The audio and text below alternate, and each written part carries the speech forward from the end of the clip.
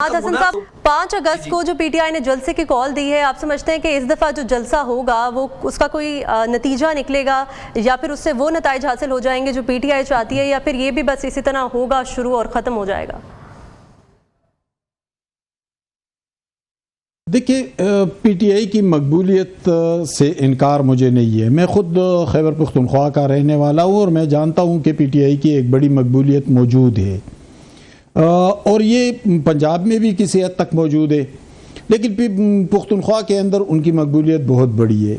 और इमरान खान के कैदोबंद के बावजूद, सख्तियों के बावजूद, मुश्किलात के बावजूद वो मकबूलियत गिरी नहीं है। वो वोट बैंक अपनी जगह खड़ा है और कभी नहीं गिरती। मजलूमियत की मकबूलियत कभी नहीं गिरती। न भुट्टो साहब की गिरी थी, न बेनज़ीर भुट्टो साहिबा की मकबूलियत गिरी थी, न नवाज शरीफ साहब की मकबूलियत गिरी थी मुश्किल वक्त में। तो ज़ाहिर है इमरान खान की मकबूलियत भी नहीं गिरेगा।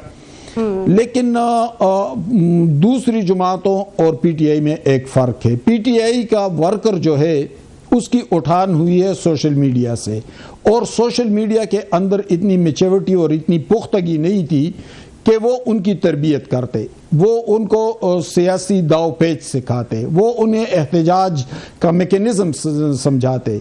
हालांकि माजी में सियासी जमातों की तारीख़ आप पढ़े तो पीपल्स पार्टी, एएनपी और दूसरी जमातें बाकायदा स्टडी सर्कल्स किया करती थी। वो अपने कारकुनों की ट्रेनिंग करते थे, तरबियत करते थे, उन्हें नज़रियाती तौर पर तैयार करते थे, और फिर जब वक्त आता और एहतजाज के लिए, तहरीकों के लिए कारकुन निकल आते तो कारकुनों का हौसला देखने के काबिल होता। 1 यूनिट के ख़िलाफ़ तहरीक चली और खुदाई खिदमतगार तहरीक के सरबराह खान अब्दुल गफ्फार खान को जेल में, हरीपुर जेल में डाला, और उनके साथ उनके सैकड़ों कारकुन भी थे। 16 कारकुनों के जनाजे हरीपुर जेल से आए थे। फिर लियाकत बाग में यही कारकुन थे जो डटकर खड़े हुए गोलियों के सामने। यही कारकुन थे जिन पे बाबड़ा में कयूम खान ने गोलियां चलाई। 500-600 के करीब कारकुन शहीद हो गए थे।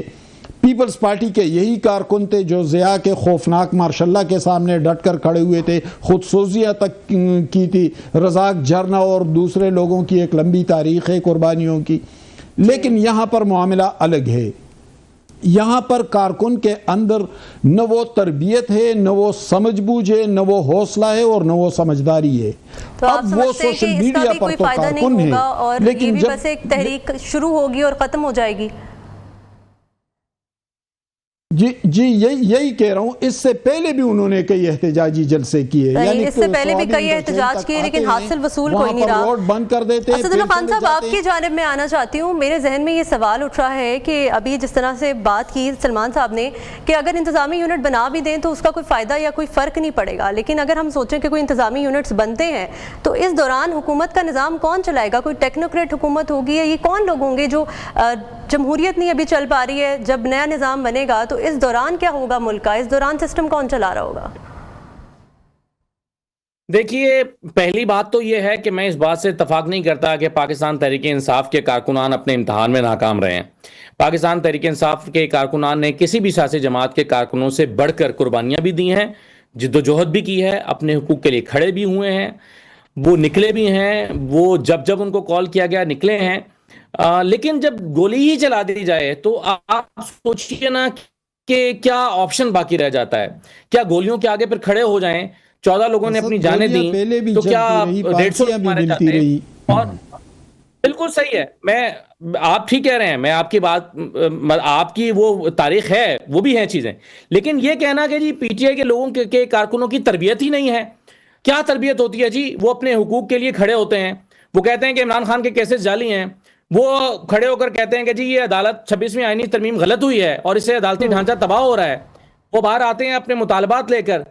तो आप देखें ना कि पंजाब में खास तौर पर ना सिर्फ कारकुनों को, उनकी फैमिलीज को, उनकी बहनों के घर में छापे, उनके बहनोइयों को उठा लिया गया, कारोबार तबाह कर दिए गए, दहशतगर्दी के मुकदमात बना दिए गए।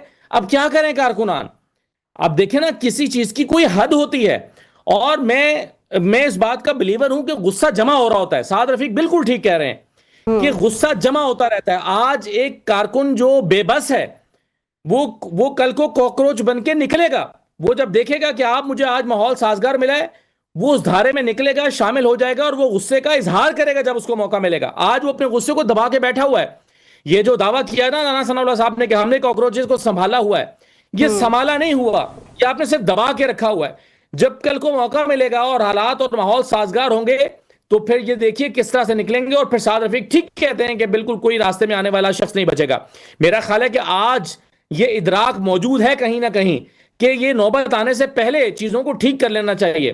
لوگوں کا غصہ آؤٹ آف کنٹرول ہو جائے اس سے پہلے لوگوں کے کا کیتھارسس ہو جانا چاہیے. تو یہ کہنا، بلیم کرنا، میرا خیال ہے کہ وکٹم بلیمنگ ہے. کنکلوڈ کیجئے گا ٹائم کم ہے. کارکنوں کے ساتھ جو کچھ ہوا یہ بجائے اس کے کہ ان کو ان کا آئینی حقوق دیے جاتے، انہیں پرامن احتجاج کرنے کا موقع دیا جاتا، یہاں پر الٹا انہیں مار کے کہا جاتا ہے کہ جی ان کی تربیت نہیں ہے. اور یہ کارکنان جو ہیں، یہ پہلے الزام تھا کہ یہ ممی ڈیڈی بچے ہیں، یہ برگر بچے ہیں، اور اب کہا جاتا ہے کہ جی وائلنٹ ہیں. اگر وہ پرامن احتجاج کرنے کے لیے نکلیں تو کہا تو الزام لگایا جاتا ہے کہ ان کے پاس اسلحہ ہے. تو دیکھیے پورا طریقے سے سیاسی جماعتوں کے، کوئی بھی سیاسی جماعت ہو، اس کے انہیں فیئر چانس تو ملنا چاہیے کم از کم احتجاج کا ہی صحیح. احتجاج کرنے کا آپ کا بھی پوائنٹ آ گیا ہے.